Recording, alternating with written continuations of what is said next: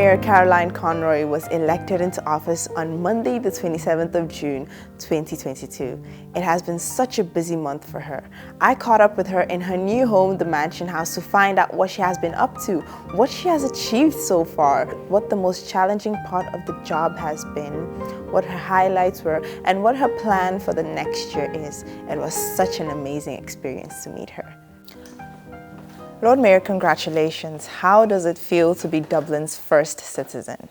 It's such an honour to be elected by your fellow councillors to be the Lord Mayor of Dublin. It's such a huge role in the city. I'm just overwhelmed with the honour of being elected as the Lord Mayor of Dublin. How does one become the Lord Mayor? You're elected as a councillor, and you're part of Dublin City Council and the 63 councillors in Dublin City Council, and you are put forward by your particular party, or you can put yourself forward, and then there's an election held among the 63 councillors. Why does the role last for only 1 year? That's the term that's involved. I think if the role itself became directly elected, then the term could be extended then for longer.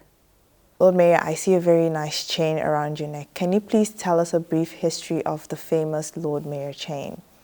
The chain was made in 1698 in London, and the front has King William III, which is William of Orange, King Billy as we call him, and he presented that to Dublin in 1698. And it has Tudor roses and the S symbol going out throughout and it has a harp on the back as well. Mansion House is one of Dublin's most iconic buildings. Why is it so important? What is the history behind it? It was built by a guy called Joshua Dawson, so that's where Dawson Street comes from. He bought a piece of land to develop it because he saw it as a developer that Dublin would expand towards the east, and he built this between 1705 and 1710. He only lived in it for about 5 years and then sold it to Dublin Corporation, and they used it for the mayor then from there on in. So it's quite old. Do you live here with your family now? Yeah, we moved in last week. Oh, wow. Yeah. That's so recent. So yeah, it's been exciting and strange. I've 3 kids, and they're very excited and can't wait for the question from friends, where do you live? How does your family feel about living here? Oh, they're absolutely thrilled. They're right in the centre of all the action in the city centre, town. My bank balance won't be happy because they're near all the shops. But yeah, it's a different way of life because we would have lived out in the suburbs. So, and I'm actually really excited about living in the city centre. I did years ago, and it's nice to see what's happening out there on a day-to-day basis and see if there are any changes that I can just suggest to bring about a nicer way of living in the city. Lord Mayor, what are the main goals for this year? I have 2 main themes that I want to follow, and one is around youth, especially around teenagers. I just feel that teenagers haven't been taught about in their public amenities. Playgrounds go up to the age of 12. Then after that, it's, yes, there's football fields, but if you're not into football and you just want to socialise, there isn't really a safe place for young people to hang out. When they hang around in the field or on benches, people want them moved on because they seem threatening. So I think it'd be a good idea to bring young people into the Mansion House, hear their views, how they would feel they're included in their city, and hopefully we can do something about that. That would make them feel inclusive in their community. Indeed, it would. Yeah, and then the other theme is around biodiversity. We are in the middle of a biodiversity crisis, and I just think that the more we can do to include biodiversity in our city, green in our city, the better for everybody, the environment, but also us as a people. There's plenty of studies out there that show if there are more trees in your area or more wildflowers or even hedges, native hedges, you feel better about where you live. And of course it helps with flood water, it helps with cleaner air. So again, as I said, it's a win-win to improve that. So far, Lord Mayor, what has been the most challenging part of your job? I guess just time. There's a full agenda, not just going on out to meet people and different events you attend, but also you have to chair the Dublin City Council meeting. And this particular year we have the development plan and we're in the middle of that as well. You have to chair those meetings. You're a member of 12 different boards, so you have to attend those meetings. So there's a lot of juggling involved, and I suppose that's the difficult part, is just trying to fit everything in. What about the highlights? What have been the highlights of your job?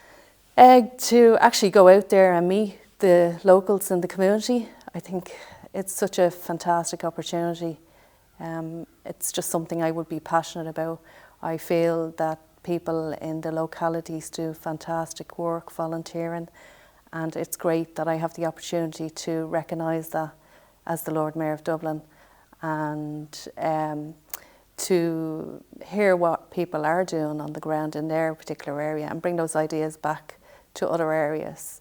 So I think it's a win-win for me anyway, personally, because it's something that I like to do anyway. You oversaw the development plan. Why is that so important? Well, the development plan is a plan for our city. It helps us design the city for us as people who live in the city, make quality of our life living in the city much better. And it's a great opportunity for not just the councillors to have a say on how they design the city, but also the public, because it's open to public consultation at each different stages. So they have their say as well. So it's a more inclusive way of designing our city for the future, and hopefully making it more resilient and climate-proof in our city going forward. Lord Mayor, can you please tell us about the events that you have attended over the last month? There was a number of things. I went to our local park to launch Funnitropolis, which is a Dublin City initiative where it's like a family fun day in our local parks. And they had a samba band, they had carnival type teams, and it was picnic areas, they had food carts, they had puppetry, they had storytelling. So it's about bringing our city together on a family fun day event. So that was brilliant. Another one I went to was the Hill Street Family Resource Centre. They do fantastic work for their community. They organise meetings for the locality. They organise training courses, but they also had a family fun day in their resource centre the day I went down, and it's about including all the community from diverse background, and I suppose putting in place the opportunities to meet and greet people. So when you're new into the community, you have somewhere to call in and find out information about your area, but also meet people that live in the locality and tell you what's happening there as well. The next one was really unusual. I had never done anything like this. When a ship goes into port, the Admiral has to come to the Mansion House and greet the Lord Mayor of Dublin, which was really unusual. And we give them a bit of background to the Mansion House here, and they let us know what they're doing in town.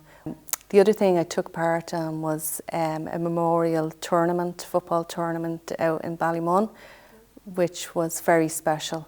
And the locals out there got together with Bohemians Football Club to put in place a a special memorial football game for the young guy Josh Dunn, who died about a year ago, and it was to honour Josh, who was a brilliant footballer, and the community came together and local football teams, and they played football that day, and I was out there to give out the prizes on the final game, and that was really special. I was delighted I could do that for the community who are still mourning the loss of the young person in their community. So another thing that happened in the Mansion House, actually in the Oak Room, was that we facilitated the launch of SICAP. SICAP fund a lot of community groups, and Minister Michael McGrath and Minister Joe O'Brien came out to here to launch the SICAP initiative, and I was delighted I could host that for them.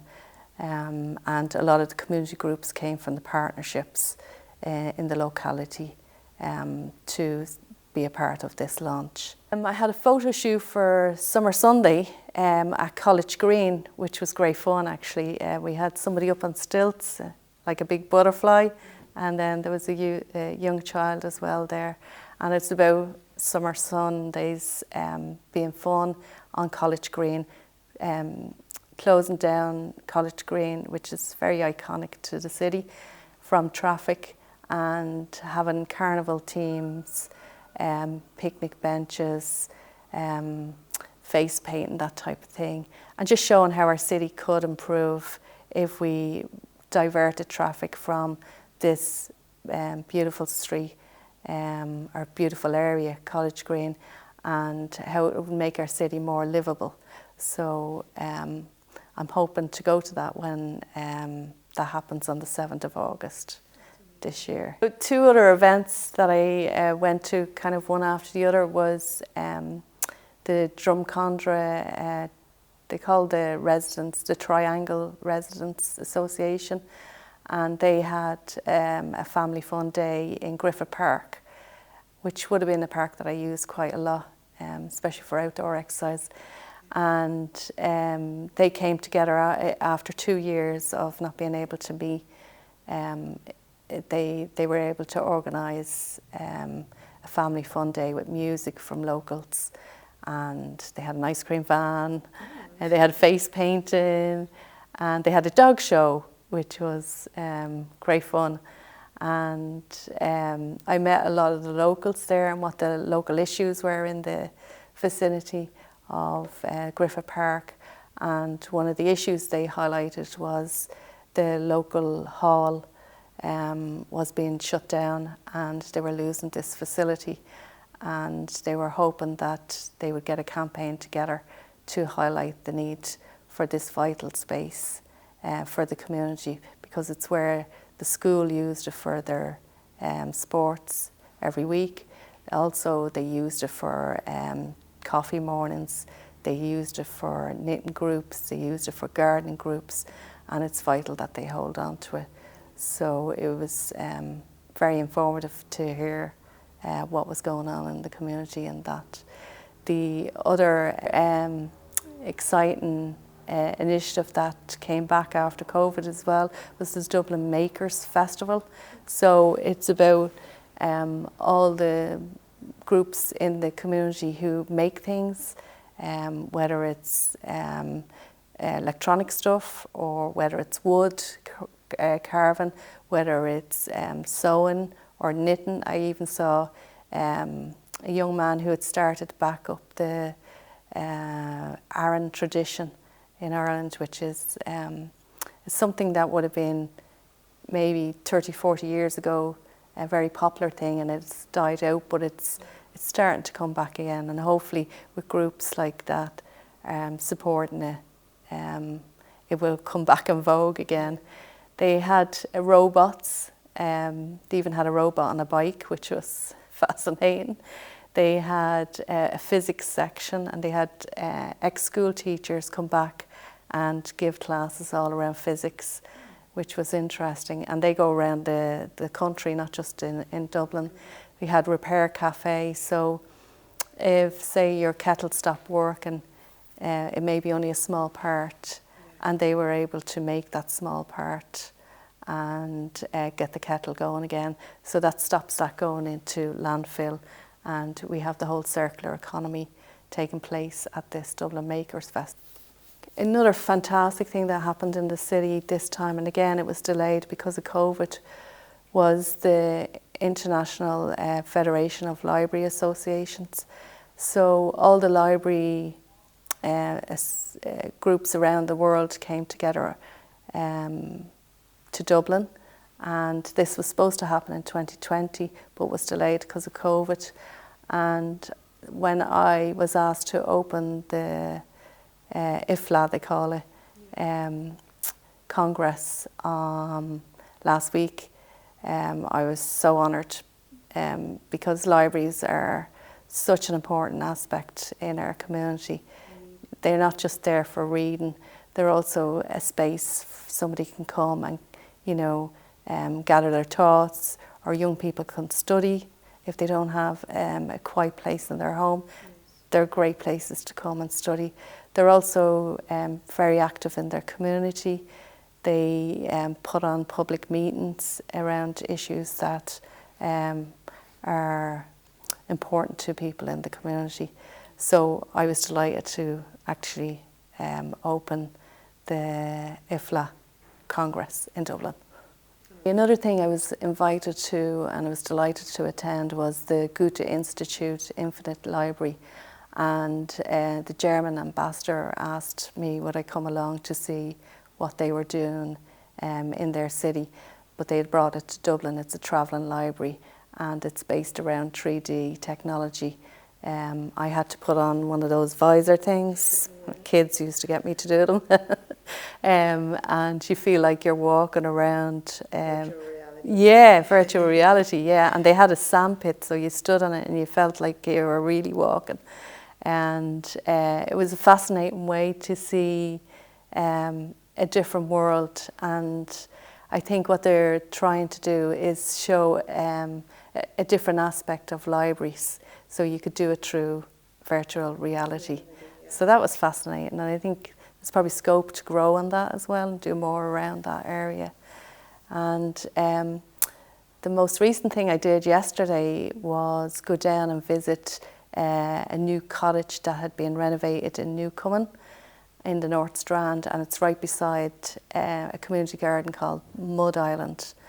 And the whole idea of the cottage was to have a community space so people can come together, like the Sea Scouts, Cityscapes, the gardening groups, so they have somewhere they can meet, because the weather isn't always great in Ireland, so you have somewhere indoors, and then you have bathroom facilities, kitchen facilities. So again, it's a great space for the community to come together, and I think fascinating things and great things happen when communities come together.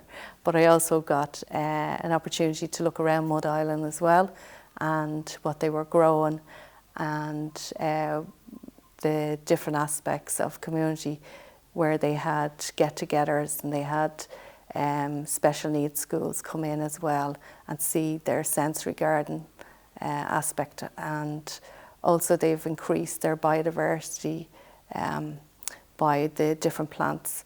And as they said, they started with non-native seeds, which they didn't realise was a problem, to now where they're saving their own seeds from native plants. So they've seen their journey grow over the last 11 years. So this morning I was delighted to attend Edenmore Park for the relaunch of their 9-hole pitch and putt.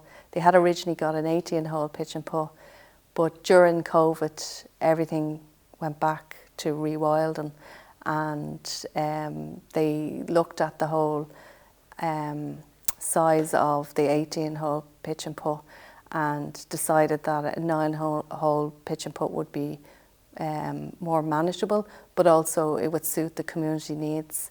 And it also meant that they were able to put in a new path along the 9-hole, and it meant the park became more usable because they were able to do a loop in the park for all the walkers that use the park. And it also meant the side of the park that wasn't receiving enough people passing meant there was a part of the park that wasn't being used, and now with the new path, the whole park is being used. And there's plans to upgrade the playground, put in more biodiversity, plant more trees. And I was talking to some locals around there, and they're absolutely delighted with what's happening there. And they've opened up the gateway to the view of the road so people can see it and they come in more. And then generally just during COVID, people started to look at their parks slightly different and began to use them a lot more. So it was great to chat to the people there this morning. Another thing I attended this morning was the Pembroke Library, where they're now putting in new technology so that the library can be open 365 days a year, even Christmas Day, which I was surprised. Yeah. But the normal staff hours will be there, but it will be open to every evening to 10 o'clock, and you will receive a card and a PIN number so you can go in when the library isn't open, when the staff are there. So it'll be usable 365 days a year. I think it's fantastic. Thank you so much for the interview, Lord Mayor. That was such an amazing experience. It was nice speaking with you.